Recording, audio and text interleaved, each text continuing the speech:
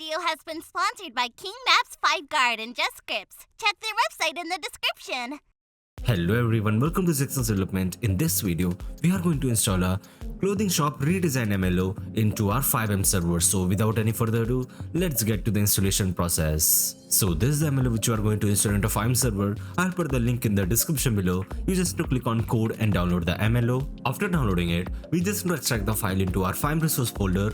So I'll be extracting it over here.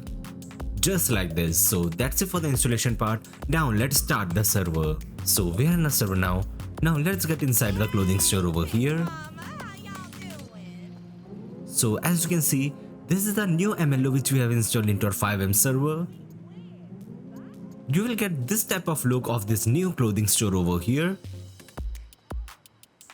And over here, you will get a changing room as well. As you can see. So that's it for today's video. I hope you enjoyed the video. If you enjoyed the video, make sure to like the video and subscribe to the channel for more videos related to FiveM development. Goodbye.